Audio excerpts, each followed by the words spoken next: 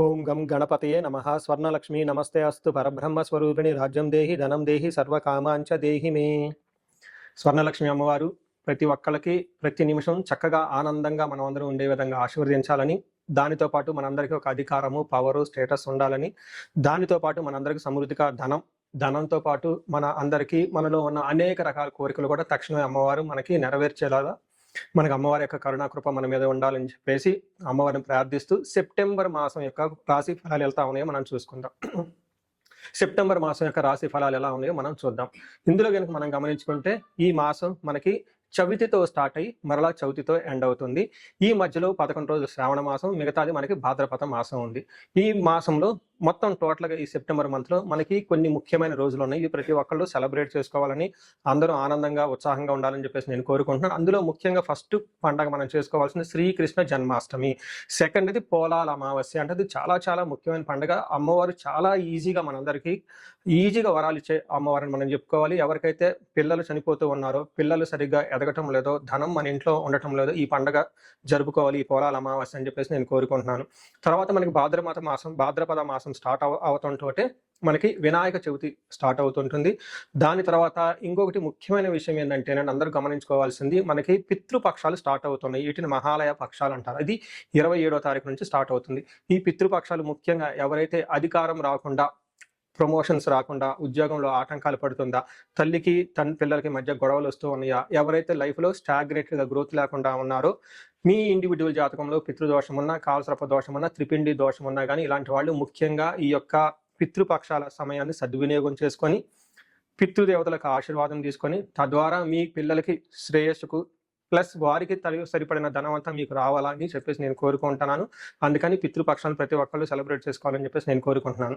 ఇవి అంతా ఒక ఎత్తు అయితే, జ్యోతిష శాస్త్రంలో మనకి సెప్టెంబర్ మంత్లో 4 గ్రహాలు మారుతూ ఉన్నాయండి. ఈ 4 గ్రహాల యొక్క ప్రభావం 12 రాసుల వారికి ఎలా ఉందో మనం చూద్దాం. ముందులో మారే గ్రహాలు ఏంటి మనం చూసుకుంటే, శుక్రుడు వచ్చేటప్పటికి సెప్టెంబర్ 2న, బుధుడు సెప్టెంబర్ 7న, అలానే సూర్యుడు వచ్చేటప్పటికి సెప్టెంబర్ 17th, తర్వాత కుజుడు వచ్చేటప్పటికి సెప్టెంబర్ 18th. అంటే టోటల్గా 2nd, 7th, 17th, 18th ఈ యొక్క డేట్లో గ్రహాలు మారుతూ ఉన్నాయి. టోటల్గా ఈ గ్రహాల యొక్క ప్రభావం మనకు 12 రాసుల మీద ఎలా ఉందో మనం తెలుసుకుందాం. వృశ్చిక రాశి వాళ్ళు ఈ మంత్ చూసుకుంటే దాదాపు 60% బాగుంది, 40% కొంచెం ఛాలెంజింగ్గా ఉందని గమనించుకోవాలి. పర్టికులర్ నక్షత్రాల ప్రకారం చూసుకుంటే కొంచెం ఇండివిజువల్గా నక్షత్రాలకి కొంచెం ఛాలెంజింగ్గా ఉందని గమనించుకోవాలి. బట్ గ్రహాల వైపు చూసుకుంటే చాలా పాజిటివ్గా ఉంది. బట్ ఓవరాల్ ఇన్ సమరీ చూసుకుంటే 60% అనుకూలంగా ఉంది, ఒక 40% మాత్రం ప్రతికూలంగా ఉందని గమనించుకోవాలి. ఇందులో ముఖ్యంగా డీటెయిల్స్ తెలుసుకోబోయే ముందు నక్షత్రాలు కనుక గమనించుకుంటే, విశాఖ 4వ పాదం, అనురాధ 1, 2, 3, 4 పాదాలు, తర్వాత జ్యేష్ఠ 1, 2, 3, 4 పాదాలు అంటే వృశ్చిక రాశిలో ఉంటారు. పేరు బలం బట్టి చూసుకుంటే వీళ్ళకి తో, నా, నీ, ను, నేనో, యా, ఈ, యు అన్న అక్షరాలు ఈ రాశి వాళ్ళకి అప్లై అవుతాయి. ఇందులో మనం చెప్పుకునే విధంగా ముందుగా 4 గ్రహాలు మారటంతో ఈ 4 గ్రహాల యొక్క ప్రభావం 2 గ్రహాలు వీళ్ళకి పాజిటివ్గా ఉంది, 2 గ్రహాలు వీళ్ళకి ప్రతికూలంగా ఉంది, ఎగనెస్ట్గా ఉందని చెప్పుకోవాలి. అయితే ఏ గ్రహం అయితే వీళ్ళకి పాజిటివ్గా ఉందో అంత పాజిటివ్ రిజల్ట్ రాదు, ఏ గ్రహం అయితే అంత నెగిటివ్గా ఉందో నెగిటివ్ ఎఫెక్ట్ కూడా వీళ్ళ మీద పడదు. కాబట్టి ఓవరాల్గా చూసుకుంటే నేను పాజిటివ్గానే ఒక 60% ఉందని మనం తెలుసుకోవచ్చు. ఇందులో సూర్యుడు 11వ స్థానంలో ఉండటం విత్త లాభం అని చెప్తారు. 9వ స్థానంలో కుజుడు ఉండటం వల్ల దేహ రుజం, అంటే శరీరానికి కొంచెం ఇబ్బందులు వచ్చే అవకాశం ఉంటుంది. 11వ స్థానంలో బుధుడు ఉండటం వల్ల పుష్టిగా ఉంటారు. 12వ స్థానంలో శుక్రుడు ఉండటం వల్ల విపరీతంగా ధనలాభం వస్తుంది, కానీ విపరీతంగా కూడా ధనంగా ఖర్చు అయ్యే అవకాశం ఎక్కువగా కనిపిస్తుంది. ఇందులో ముఖ్యంగా మనం చూసుకుంటే సూర్యుడు వీళ్ళకి 11వ స్థానంలో ఉండటం చాలా ప్లస్ పాయింట్. వీళ్ళకి ఎప్పుడైతే సూర్యుడు 11వ స్థానంలో ఉంటారో, అర్ధచ్చ స్వకులాచార గృహే నిత్య ఉత్సవం శుభం నిత్య మాధుర్య భుక్తిచ్చ లాభాదశే చైక ఏకాదశి రవి అని చెప్తారు. అంటే లాభప్రదంగా ఉంటుంది ఏకాదశిలో రవి ఉండటం అని చెప్తారు. వీళ్ళకి చూసుకుంటే అర్ధచ్చ అంటే ధనం ప్రకారం చాలా బాగుంటుంది. స్వకులాచార ఇంటిలో ఉన్న సాంప్రదాయాలు పద్ధతులు చక్కగా పాటిస్తూ పూజలన్నీ బాగా చేస్తూ ఉంటారు. గృహంలో నిత్య ఉత్సవం శుభప్రదంగా ఉంటుంది. నిత్య మాధుర్య భుక్తిచ్చ చక్కగా మంచి మంచి ఫుడ్ ఐటమ్స్ కూడా తింటూ ఉంటారు, లాభప్రదంగా ఉంటుందని మనం తెలుసుకోవచ్చు. అయితే వీళ్ళల్లో ఈ టైంలో ఉద్యోగం వచ్చే అవకాశం ఉంటుంది, కొత్త గృహ ప్రవేశాలు చేసుకునే అవకాశం చాలా ఎక్కువగా ఉంటుంది, పెద్ద పెద్ద పూజలు చేసే అవకాశం కూడా చాలా ఎక్కువగా ఉంటుంది. అయితే కుజుడు 9వ స్థానంలో ఉండటం వల్ల కొంచెం ఛాలెంజ్ కూడా ఉంటుంది. ఈ ఛాలెంజెస్లో ముఖ్యంగా ఏం చెప్తారంటే, అశనాచ ధనశూన్యం శోషణం దేహపీడనం స్థాననాశో విరోధం చ నవమస్తే భవే ధారాసుతే అని మనకి సంస్కృతంలో చెప్తారు. దాని అర్థం అశనాచ అంటే ఏమవుతుంది, కొంచెం ఫుడ్‌కి వాటికి ఇబ్బందులు పడే అవకాశం ఎక్కువగా ఉంటుంది. అంతేకాకుండా శోషణం, దేహపీడనం, శారీరకం బాధ పెడుతుంది. శరీరం అంతా శోషించిపోయినట్లు, ఎండిపోయినట్లు ఉండే అవకాశం ఎక్కువగా కనిపిస్తుంటుంది. స్థాన నాశనం, మీరు ఉన్న పొజిషన్‌లో, ఉద్యోగంలో గానివ్వండి, లేదంటే చేస్తున్న వృత్తిలో కొంచెం చాలా చేంజెస్ వచ్చే అవకాశం ఎక్కువగా కనిపిస్తుంటుంది. ఓవర్ ఎక్స్‌పెండిచర్, ఎంతైతే ఖర్చు పెట్టాలో అంత ఖర్చు కాక డబల్ ఖర్చు పెట్టే అవకాశం ఎక్కువగా ఉంటుంది. శత్రువుల నుంచి భయం గలిపే భయం గలిపే పరిస్థితులు ఎక్కువగా ఉంటాయి. దానితో పాటుగా స్టమక్ పెయిన్, కడుపు అప్సెట్ అయ్యే అవకాశం కూడా ఈ రాశి వాళ్ళకి కనిపిస్తుంటుంది. దీంతో పాటుగా శుక్రుడు మిక్స్డ్ రిజల్ట్ ఇచ్చే అవకాశం ఎక్కువగా కనిపిస్తుంది. శుక్రుడు వీళ్ళకి 12వ స్థానంలో ఉండటం వల్ల కృష్యాది సర్వ విఘ్నం శాత్ మహద్ భయం అంటారు. అంటే ఈ టైంలో విపరీతంగా భయం కలిగే పరిస్థితులు ఎక్కువగా ఉంటుంది. దీనితో పాటు కష్టపడి హార్డ్ వర్క్ చేస్తే అందులో బిజినెస్లో కానివ్వండి, అగ్రికల్చరల్ వ్యవసాయంలో కానివ్వండి, చాలా విఘ్నాలతో ఆటంకాలతో కడిగి పనులన్నీ నెరవేరే అవకాశం ఎక్కువగా ఉంటుంది. గుప్త రోగాలు అంటారు, ఇవి కూడా ఈ టైంలో వచ్చే అవకాశం చాలా ఎక్కువగా కనిపిస్తుంటుంది. చూశారు కదండి, గ్రహాలు వీళ్ళకి కొంచెం మిక్స్డ్గా, పాజిటివ్గా, కొంచెం నెగిటివ్గా కూడా ఉంది. కొంచెం ఈ మంత్ ప్లాన్డ్గా ఉండటం ఎంతైనా అవసరం. నక్షత్రం ప్రకారం చూసుకుంటే విశాఖ నక్షత్రం వాళ్ళకి సౌఖ్యంగా, కంఫర్టబుల్గా ఉంటారు. కానీ అనుకున్న పనులు కావు, అతిగా భయపడే అవకాశం ఎక్కువగా ఉంటుంది. హెల్త్ కూడా కొంచెం అప్సెట్ అయ్యే అవకాశం కనిపిస్తుంది.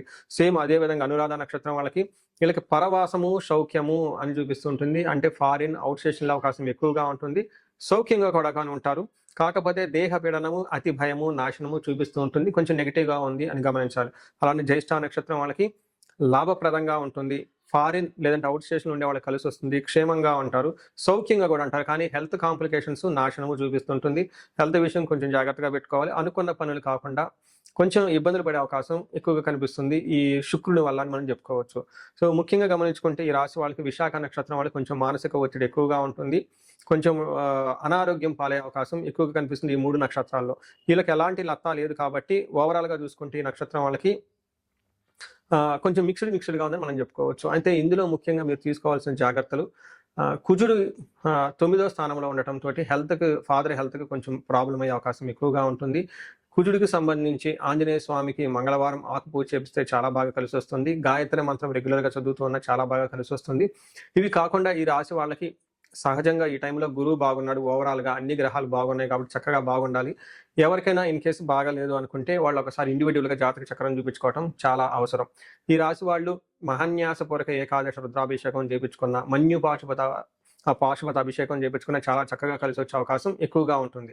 ఈ రాశి వాళ్ళకి అందరూ చక్కగా ఉండాలని, అష్టైశ్వర్యాలు కలగాలని, భోగభాగ్యాలు కలగాలని చెప్పేసి కోరుకుంటున్నాను. నమస్కారం. చూశారు కదండి, ఇప్పటిదాకా ఈ మీ రాశి వారికి ఎలా ఉందో. ఇది గోచార రీత్యా మాత్రమే చెప్పడం జరుగుతుంది. దీన్ని మీకు 30-40% మాత్రమే అప్లై అవుతుంది. మిగతాది మీ ఇండివిడ్యువల్ జాతకం కనుక చూస్తే అందులో కరెక్ట్గా యాక్యురేట్గా వస్తుంది. ఇండివిడ్యువల్ జాతకంలో చక్కగా దశాభుక్తులు ఉంటే మంచి రిజల్ట్ ఇస్తూ ఉంటే ఇవి బాగుంటే అంతా బాగుంటుంది. ఇన్ కేస్ ఇండివిడ్యువల్ దశాభుక్తుల్లో సరైన రిజల్ట్ లేకుండా ఉంటే, మీ జాతకం వ్యక్తిగత జాతకం సరిగా లేకుండా ఉంటే ఇవి వాటికి యాడ్ అయ్యి దానికి తద్వారా బేజులు చేసుకొని కరెక్ట్గా రిజల్ట్ అయితే వస్తుంది. మీ ఇండివిడ్యువల్గా జాతకం చూపించుకోవాలనుకుంటే ఈ స్క్రీన్ మీద కనిపిస్తున్న నెంబర్ ద్వారా మీరు నన్ను కనెక్ట్ అవ్వచ్చు.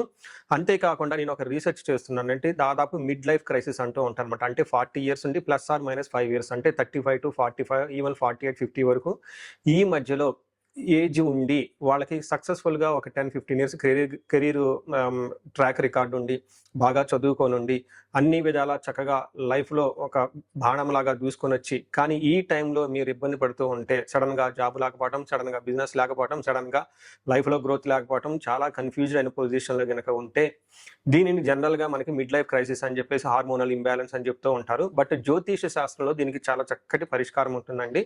మీకు జాతకంలో ఏమైనా శాపాలున్నా, రుణాలున్నా, గ్రహ దోషాలున్నా, కాలసర్ప దోషాలు లాంటి కఠినమైన దోషాలుంటే ఈ టైంలో యాక్టివేట్ అయ్యే అవకాశం ఎక్కువగా ఉంటుంది. దీనికి ఇండివిడ్యువల్గా జాతకం చూపించుకొని అది మీరు కెరియర్కి గ్రాప్ రావడానికి, లేదంటే మీరు లైఫ్లో ఇలా స్టాగ్నేట్గా ఆగిపోవడానికి గల కారణాలు ఏంటో తెలుసుకొని చక్కగా పరిష్కారాలు చేసుకుంటే లైఫ్ 10 రెట్లు ముందుకెళ్ళే అవకాశం ఎంతైనా ఉంటుంది. ఇదే కాకుండా నేను ప్రాబ్లమ్ స్పెసిఫిక్గా కూడా చాలా హోమాలు అవన్నీ చేపిస్తూ ఉంటాను. అన్యోన్య దాంపత్య గురించి, అన్యోన్య దాంపత్య పాశుపతాభిషేకం. ఇప్పుడు ఈ మంత్లో మనకి ఫస్ట్ 11 డేస్ ఇంకా శ్రావణ మాసం ఉంది కాబట్టి శ్రావణ మాసాన్ని పురస్కరించుకొని స్వర్ణలక్ష్మి విశేష హోమం చేపించడం జరుగుతుంది. ఇది ప్రతి ఒక్కళ్ళు చేయించుకోవాలని చెప్పేసి నేను కోరుకుంటున్నాను. ఎక్కడైనా మీకు ధనం రాకపోయినా, వచ్చిన ధనం నిలబడకపోయినా, అసలు ఆదాయ వనరులు మీకు ఇన్కమ్ సోర్స్ లేకపోయినా, లేదంటే విపరీతమైన అప్పుల బాధలున్నా, లేదంటే మీరిచ్చిన డబ్బులు తిరిగి రాకపోయినా గానీ ఈ టైంలో చక్కగా స్వర్ణలక్ష్మి విశేష హోమం చేయించుకోవాలని చెప్పేసి నేను కోరుకుంటున్నాను. ఇది సామూహికంగా చేయడం జరుగుతుంది. ఇప్పటిదాకా నేను హోమాలన్నీ 1 to 1 చేపించాను ఎక్కువగా. బట్ ఈసారి మాత్రం సామూహికంగా ఈ యొక్క హోమం చేపించడం జరుగుతుంది. ఈ అవకాశాన్ని సద్వినియోగం చేసుకొని ధన బాధల నుంచి, రుణ బాధల నుంచి బయటపడాలని చెప్పేసి నేను కోరుకుంటున్నా. అంతేకాకుండా ఎవరికైతే హెల్త్ బాగోలేకపోతే మృత్యుంజయ హోమం చేయించుకోవటము, భార్యాభర్తలకు ఇందాక మీరు చెప్పిన విధంగా విశ్వావసు గంధర్వరాజ హోమం చేయించుకోవటం, ఇలా మన్యు పాశుపత అభిషేకం, చండీ హోమము, సుదర్శన హోమము, ఇలాంటి ఎన్ని హోమాలైనా కానీ మీరు ఎక్కడైనా కనుక లైఫ్లో ఆగిపోయినట్లు అనిపిస్తే మీ ప్రాబ్లమ్ స్పెసిఫిక్గా కూడా హోమాలు, పూజలు చేయించడం జరుగుతుంది. సో మీరు లైఫ్లో ఎక్కడ ఆగకుండా ఉండాలని, జీవితంలో 3 పువ్వులు 6 కాయలుగా సాగిపోవాలని, మీకు అష్టలక్ష్మీలు చక్కగా కలిసి ఉండాలని చెప్పేసి నేను కోరుకుంటున్నాను. మీ అందరికీ అష్టైశ్వర్యాలు కలగాలని, భోగభాగ్యాలని కోరుకుంటున్నాను. నమస్కారం.